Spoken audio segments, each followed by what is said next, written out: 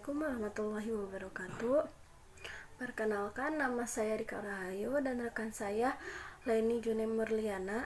Di sini kami dari Prodi Pendidikan Guru Sekolah Dasar Universitas Nusa Putra. Di sini kami akan membahas tentang pendidikan inklusif mengenai identifikasi ABK dan praktek identifikasi ABK. Nah, kita langsung saja kepada materi pertama, yaitu saya sebagai materi pertama akan menjelaskan tentang pengertian identifikasi ABK. Di sini saya sebagai pemateri pertama akan menjelaskan tentang pengertian identifikasi. Pengertian identifikasi merupakan proses untuk menemukan dan mengenal keberagaman individu atau peserta didik. Adapun pengertian identifikasi menurut Scott Danforth 2006 adalah dalam pelaksanaannya identifikasi dapat dilakukan oleh orang-orang terdekat si anak yang sering berhubungan atau bergaul serta berinteraksi dengan anak seperti orang tua, pengasuh, guru, dan pihak-pihak lain yang terkait dengannya. Kemudian di sini saya akan menjelaskan tentang tujuan identifikasi. Tujuan identifikasi merupakan suatu proses untuk menemukan atau menandai individu yang diduga memiliki hambatan, baik hambatan pembelajaran maupun hambatan perkembangan. Nah, dari diidentifikasi kita masuk ke asesmen penilaian. Di sini kita menilai apakah si anak mengalami hambatan perkembangan atau hambatan belajar. Kita kelompokkan karena di asesmen itu kita menilai. Dari menilai kita masuk ke pengambilan keputusan. Teridentifikasi diduga mengalami hambatan apa dari penilaian itu akan menghasilkan suatu hasil, apakah si anak itu mengalami hambatan proses belajar ataupun hambatan perkembangan. Nah, di sini dibagi menjadi dua, hambatan perkembangan dan hambatan belajar. Hambatan perkembangan terbagi menjadi 4. 1. Perkembangan bahasa, 2. Perkembangan kognitif anak, 3. Perkembangan sensori motorik, 4. Perkembangan sosial emosi. Sedangkan perkembangan belajar dibagi menjadi 3. 1. Hambatan belajar membaca, hambatan belajar menulis, dan hambatan belajar berhitung. Selanjutnya, saya akan membahas tentang tujuan identifikasi dan asesmen menurut McLaughlin dan Lewis 1981.28. Mereka menjelaskan ada 5 tujuan mengapa di bidang pendidikan harus melakukan asesmen. Pertama, screening atau penyaringan. Penyaringan dilakukan oleh orang-orang terdekat. Kedua, determining eligibility atau penentuan apakah si anak itu memiliki hambatan atau tidaknya. Ketiga, program planning, perencanaan pembelajaran. Perencanaan pembelajaran itu kita berikan kepada peserta didik yang tepat dan pas, karena kita merencanakan pembelajaran kepada peserta didik itu memberikan pembelajaran yang memang mereka butuhkan. Kemudian adanya monitoring student programmer, memonitor kemajuan siswa selama pembelajaran. Nah, kita bisa memonitor selama pembelajaran itu berlangsung. Kemudian adanya evaluasi program. Evaluasi program itu bisa dilaksanakan di akhir pembelajaran, di akhir bulan, atau di semester per semester. Kemudian materi selanjutnya adapun tahapan identifikasi dibagi menjadi 5 proses. 1. Menghimpun data. Nah, kita sebagai tim pengajar bisa menghimpun data melalui 1. Dokumen atau CV si anak maupun orang tua. Kemudian kita bisa tahu data si anak itu melalui kegiatannya di sekolah selama pemantauan kita. Kemudian setelah dihimpun data, kita masuk ke proses kedua, yaitu menganalisa dan mengklasifikasikan data anak. Nah, kita analisa dari hasil data tersebut dan kita klasifikasikan atau kita kelompokkan si anak, apakah si anak itu memiliki hambatan dalam pembelajaran atau mereka dalam perkembangan kognitifnya. Kita kelompokkan ke dalam kelompok yang sesuai dengan hambatan mereka. Kemudian 3, menyusun data hasil identifikasi. Dari 2 proses di atas, kita masuk ke penyusunan data hasil identifikasi. Nah, kita susun data sesuai dengan kelompoknya, kemudian kita laporkan hasil data identifikasi tersebut kepada orang-orang terdekat mereka atau kepada pihak-pihak yang relevan. Nah, dari hasil identifikasi kita akan melakukan tindak lanjut hasil identifikasi itu. Apakah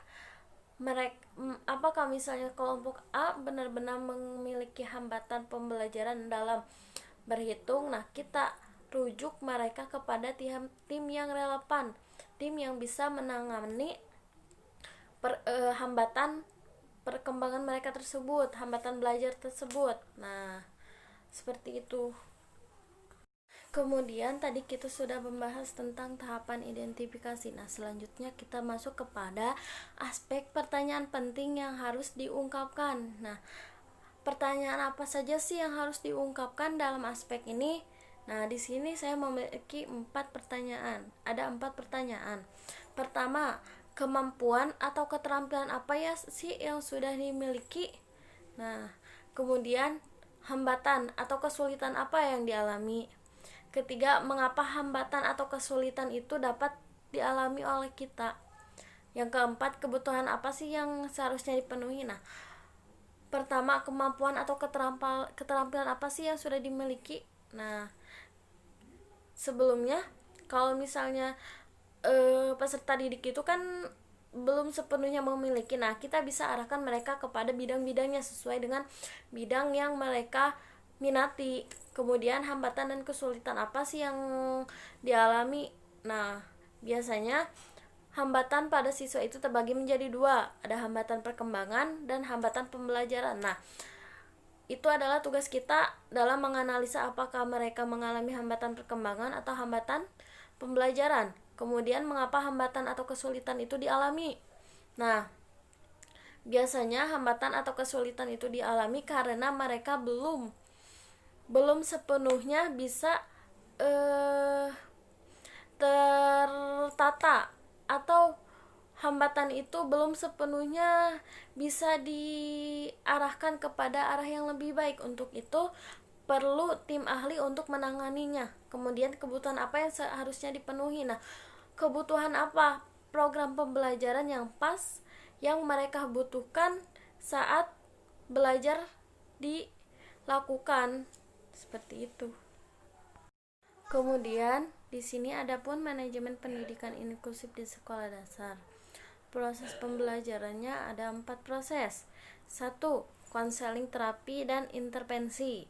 Kemudian adanya learning support dari GPK. GPK itu guru pendidik khusus. Kemudian terapis helper, dokter, dan lain-lain. Nah, di sini adalah tim ahli yang dapat memberi support atau memberi pembelajaran secara penuh kepada peserta didik yang memiliki hambatan. Kemudian adanya penggalian karakter, kepribadian, bakat, dan minat. Nah, di sini kita menggali kepribadian mereka, karakter mereka, bakat dan minat mereka. Seperti apa sih bakat mereka atau kelebihan yang mereka miliki, kita asah, kita arahkan sesuai bidang-bidangnya masing-masing. Kemudian adanya bank data keberagaman anak, identifikasi dan asesmen, menyusun profil peserta didik. Nah, di sini ada pun pendokumentasian anak. Nah, agar kita dapat mengetahui CP atau data anak, agar kita dapat mudah mengenali atau dapat bisa mengkelompokkan si anak kepada beberapa kelompok, agar mereka dapat menyelesaikan hambatan-hambatan dalam pembelajaran. Kemudian slide selanjutnya ada pun prosedur identifikasi dan asesmen. Ada beberapa langkah. 1. Screening atau identifikasi. Screening atau identifikasi dapat dilakukan oleh guru, orang tua, dan orang-orang terdekat dari peserta didik itu yang dapat dilibatkan dalam proses ini. Kemudian referral, peserta didik yang secara signifikan menunjukkan adanya permasalahan, kita rujuk kepada tim ahli yang sesuai dengan kebutuhannya. Kemudian asesmen. Asesmen ini dilakukan kepada peserta didik yang telah dirujuk. Asesmen dapat diberikan dalam bentuk tes maupun non-tes dengan prosedur normal atau informal. Dikatakan formal apabila asesmen dilakukan dengan menggunakan alat yang baku dan pelaksanaannya harus mengikuti satu struktur kegiatan tertentu. Nah, kemudian adapun tim ahli yang memutuskan tentang pelayanan yang diberikan kepada peserta didik sesuai dengan hasil asesmen sebelumnya. Kemudian adanya desain program. Desain program ini dilaksanakan sesuai hasil tim ahli yang telah menetapkan PPI sebelumnya. Kemudian adapun evaluasi dilakukan untuk mengetahui kemampuan pelajar peserta didik. Nah, di sini kita memberikan garis balikan atau hasil evaluasi untuk melihat kembali desain program yang disusun dan dilaksanakan. Siklus ini akan terus berjalan sehingga dicapai desain program yang benar-benar tepat dan sesuai dengan kebutuhan khusus peserta didik. Kemudian adanya peninjauan atas hasil yang dicapai dari program yang telah dilaksanakan. Ini penting dilakukan. Apapun hasil yang dicapai harus dikembalikan pada asesmen awal. Jika perlu kita dapat melakukan reassessment, redesign, dan reimplementasi. Nah, seperti itu. Dari prosedur tadi kita masuk kepada slide selanjutnya, yaitu tindak lanjut kegiatan identifikasi dan asesmen. Nah, tindak lanjut ini terbagi menjadi 3. 1. Perencanaan pembelajaran. 2. Pelaksanaan pembelajaran. 3. Pemantauan kemajuan belajar dan evaluasi. Nah, pertama, perencanaan pembelajaran. Nah, dari beberapa tahapan tadi, proses tadi, nah, kita kaji perencanaan pembelajaran seperti apa sih yang harus kita berikan kepada peserta didik agar mereka dapat memahami pembelajaran dengan baik dan benar. Nah, maka dari itu kita sebagai guru harus memberikan proses atau bentuk-bentuk pembelajaran yang tepat kepada peserta didik dan memberikan apa yang mereka butuhkan sehingga pembelajaran atau KBM, kegiatan belajar mengajar, itu akan terlaksana dengan baik. Kemudian pelaksanaan pembelajaran. Nah, pelaksanaan pembelajaran harus dilaksanakan oleh peserta didik dan guru dengan baik agar tercapainya belajar yang dapat diinginkan. Kemudian adanya pemantauan kemajuan belajar dan evaluasi seperti tadi, memonitoring kemajuan belajar siswa. Nah, kita dari pemantauan ini kita bisa lihat dari penilaian sikap karakter si anak. Nah, bagaimana ketika mereka di kelas, apakah nilainya terus naik atau turun, kemudian karakternya seperti apa sih, minatnya seperti apa sih. Nah, kita catat. Kemudian di akhir pembelajaran atau di akhir semester kita dapat mengetahui bagaimana proses belajar si anak, apakah si anak sudah belajar dengan baik atau tidak, seperti itu. Materi selanjutnya tentang pengertian asesmen. Asesmen pendidikan adalah suatu proses yang sistematis dalam memperoleh informasi atau data melalui pertanyaan-pertanyaan terkait perilaku belajar peserta didik dengan tujuan penempatan dan pengembangan pembelajaran. Adapun pengertian lain, yaitu asesmen adalah proses pengumpulan informasi yang sistematis tentang individu untuk mengetahui kemampuan, kelemahan, dan kebutuhan belajar. Slide selanjutnya. kenapa sekolah perlu melaksanakan asesmen. Yang pertama, untuk mengetahui pertumbuhan dan perkembangan anak. Yang kedua, sangat penting untuk mengidentifikasi anak, apakah anak tersebut memerlukan bantuan yang lebih. Yang ketiga, asesmen perlu untuk sekolah. Melalui asesmen akan diketahui kemampuan apa yang dimiliki siswa.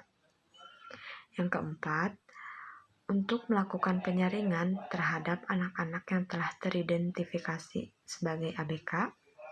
Dan yang kelima, asesmen itu sangat perlu untuk melakukan penyaringan dan melihat peserta didik berdasarkan disabilitas yang dimiliki. Dan yang terakhir, untuk mengetahui kemampuan dan kebutuhan belajar peserta didik. Materi selanjutnya, tahapan-tahapan asesmen. Yang pertama ada individu yang diduga memiliki hambatan. Selanjutnya, analisis ulang hambatan yang ditemukan berupa tesnya, mengapa dan bagaimana kesalahan itu terjadi. Dalam tes itu dibagi menjadi dua, yaitu yang pertama ada varian Taylor seperti apa, dan yang kedua ada varian strategi yang digunakan siswa.